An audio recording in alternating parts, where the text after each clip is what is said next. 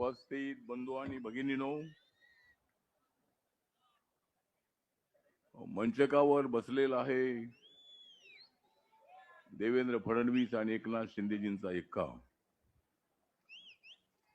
मंचकावर बसलेला आहे देवेंद्रजी आणि एकनाथ शिंदेजींचा एक्का, म्हणून मी मांडतो माझ्या वतीने छक्का. कारण महायुतीचा विजय आहे पक्का. महायुतीचा विजय आहे पक्का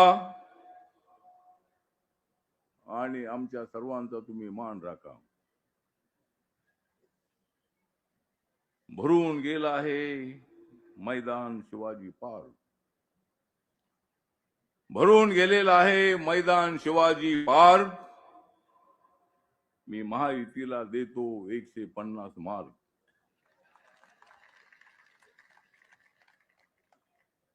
ठाकरे बंधूंना देतो 40 मार्क.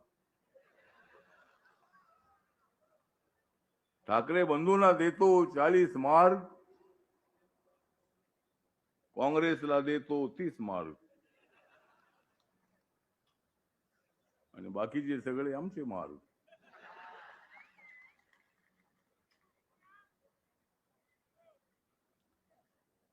आजची जी सभा आहे ती सभा का कालची सभा झाली? कालच्या सभेला माणसं होती, पण कालच्या सभेपेक्षा आज मला जास्त माणसं दिसत आहेत. त्या महायुतीच्या सभेला मुंबईतून, सगळ्या वार्डातून, प्रभागातून या ठिकाणी मोठ्या संख्येने आपण आलेले आहात. भारतीय जनता पार्टी, शिवसेना आणि आरपीआय एकत्र आल्यामुळे भाजप, शिवसेना आणि आरपीआय लोक म्हणतायत विजय आमचाच हाय. या मुंबईसाठी मोठ्या प्रमाणामध्ये देवेंद्रजींनी काम केलेली आहेत, एकनाथ शिंदे साहेबांनी काम केलेली आहेत. नरेंद्र मोदी साहेबांच्या नेतृत्वाखाली मोठ्या प्रमाणामध्ये मुंबईला भरपूर पैसा मिळालेला आहे. मेट्रो आहे, लोकलचं डेव्हलपमेंट आहे, रोडचं डेव्हलपमेंट आहे. मुंबईमध्ये ज्या झोपडपट्ट्या आहेत त्या झोपडपट्ट्यांच्या ठिकाणी पक्की घरं बांधण्याची स्कीम मोठ्या प्रमाणात सुरू आहे. धारावीचं डेव्हलपमेंट, सगळ्या आशिया खंडात सर्वात मोठी असणारी स्लम झोपडपट्टी, त्या ठिकाणी सुद्धा डेव्हलपमेंटचं काम सुरू होत आहे. बिडी चाळी ज्या ठिकाणी 100-120 फुटाचं घर होतं, त्या ठिकाणी भव्य अशा पद्धतीच्या इमारती उभ्या राहत आहेत. गरीब माणूस जो आहे तो झोपडपट्टीत राहणार आहे, त्या माणसाला पक्का घर देण्याची आमची पक्की स्कीम आहे. मी सांगतो की महायुतीची मुंबईमध्ये येणार आहे सत्ता. महायुतीचीच मुंबईमध्ये येणार आहे सत्ता आणि ठाकरे बंधूंचा उडून जाणार आहे पत्ता.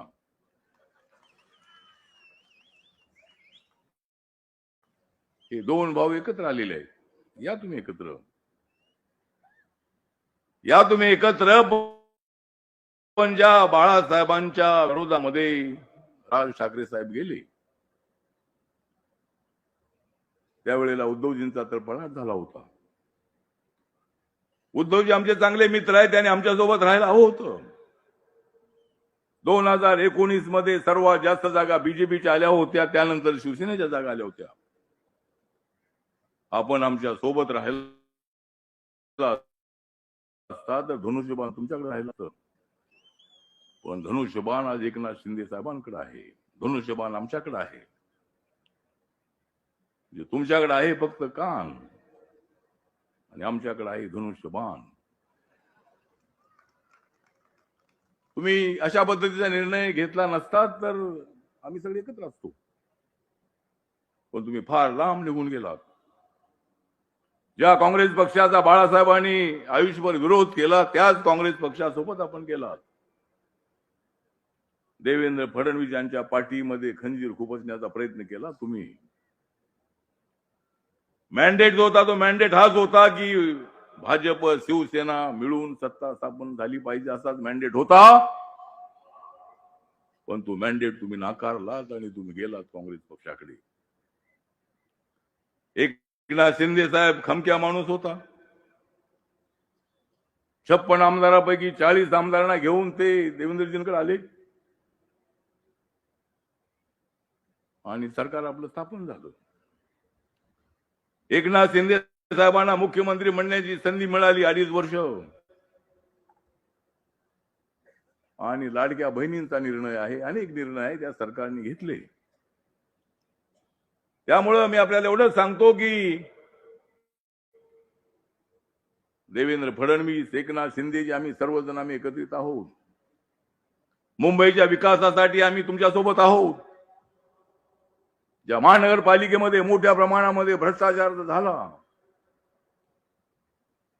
आणि उद्धवजींकडे सत्ता यासाठीच होती की बाबा ठीक आहे आपल्याकडे सत्ता होती, ती सत्ता काढून घ्यायची आहे. या ठिकाणी महापौर आपल्या महायुतीचा बसवायचा आहे आणि त्यासाठी माझा रिपब्लिकन पक्ष भाजप शिवसेनेसोबत आहे सांगण्यासाठी मी इथं आलेलो आहे. माझा दलित बौद्ध समाज जो आहे तो तुमच्यासोबत आहे. बाळासाहेबांनी शिवशक्ती भीमशक्तीची भूमिका माझ्या समोर मांडली होती आणि मी त्याला पाठिंबा दिला. आणि 2012च्या निवडणुकीमध्ये आम्ही सर्वजण एकत्र होतो. अनेक प्रश्नांची सोडवणूक करण्यासाठी मी दिल्लीमध्ये आहे. नरेंद्र मोदी साहेब अत्यंत विकासाच्या दिशेने पुढे चाललेले नेते आहेत. काँग्रेस पक्षाला जे जमलं नाही ते नरेंद्र मोदी साहेबांनी करून दाखवलं. आणि देवेंद्रजी पूर्वी म्हणाले होते की मी परत येईन, मी परत येईन आपण म्हणाला होतात, आपण परत आलात. पण मी दिल्लीवरून महाराष्ट्रात मी येणार नाही. मी आहेच आपल्यासोबत. मी दिल्लीमध्ये आहे, आपण इथे आहात. पियुष गोयल साहेब दिल्लीमध्ये आहेत आणि आपण इथं आहात. या ठिकाणी आशिष शेलार साहेब आहेत, रामदास भाई इथं आलेले आहेत. आणि शिवशक्ती भीमशक्ती झाली त्यावेळेला रामदास कदम यांनी त्यांच्या कांदिवलीमध्ये एक मोठा मेळावा ठेवला होता शिवशक्ती भीमशक्तीचा. ते शिवसेनेमधले ते ऍक्टिव्ह नेते आहे. त्यांच्या मनामध्ये फार मोठी तळमळ आहे आणि म्हणून ते आपल्या भावना व्यक्त करत असतात. आम्ही साटमजी या ठिकाणी उपस्थित आहे. ते मुंबईचे अध्यक्ष आहेत बीजेपीचे. राहुल शेवाळ या ठिकाणी उपस्थित आहेत. आमचे मंगलबाबा दोडा साहेब इथं आलेले आहेत. असे अनेक मान्यवर नेते या ठिकाणी उपस्थित आहेत भाजप शिवसेनेचे. म्हणून मी काय जास्त वेळ घेत नाही. हे सांगण्यासाठी आलेलो आहे की रिपब्लिकन पक्ष आपल्या पाठीशी आहे. जय भीम आहे माझ्या गाठीशी. मी का राहणार नाही तुमच्या पाठीशी? मी तुमच्या पाठीशी आहे. माझा समाज तुमच्या पाठीशी आहे. हे जाऊन गैरसमज करत असतील ही, पण नरेंद्र मोदींच्या विकासाच्यासाठी इथं एमएमआरडीच्या माध्यमातून राज्य सरकारच्या वतीनं बाबासाहेबांचं मोठं स्मारक होतंय.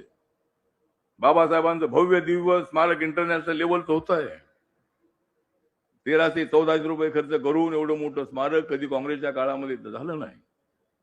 काँग्रेसने कधी 26 अली बोरोडचा विकास केला नाही. काँग्रेस पक्षाने कधी डॉक्टर आंबेडकर फाउंडेशनची फक्त एक छोटंसं ऑफिस होतं. मोदी साहेब आल्यानंतर ताबडतोब त्या ठिकाणी डॉक्टर आंबेडकर इंटरनॅशनल सेंटर बनवलं. बाबासाहेब आंबेडकरांनी संविधानचा ड्राफ्ट ज्यावेळेला राजेंद्र प्रसाद आणि पंडित जवाहरलाल नेहरूंना दिला होता, तो दिवस नरेंद्र मोदी साहेब आणि सगळा देश संपूर्ण साजरा करत आहे. आणि म्हणून मी आपल्याला हेच सांगतो की या देशाचं बाबासाहेबांचं संविधान बदलणं एवढं सोपं काम नाही. संविधानाला मजबूत करण्याचं काम नरेंद्र मोदी साहेब करत आहेत. या ठिकाणचं देवेंद्रजीचं आणि एकनाथ शिंदे साहेबांचं जे सरकार आहे ते सुद्धा बाबासाहेबांचे स्वप्न साकार करण्याचा प्रयत्न करत आहेत. आणि या मुंबईला सुंदर बनवण्यासाठी त्यांचा प्रयत्न सुरू आहे. त्याच्यामध्ये माझा पक्षही आम्ही आपल्या सोबत आहोत एवढंच या प्रसंगी सांगतो. आणि 15 तारीख लक्षात ठेवा. 15 तारखेला कमळ आणि धनुष्यबाण या तुम्ही छत्रपती शिवाजी महाराज आणि बाबासाहेब आंबेडकरांची आण आणि निवडून द्या कमळ आणि धनुष्यबाण. जय भीम, जय भारत, जय महाराष्ट्र. खूप खूप धन्यवाद रामदासजी आठवलेजी. आणि आता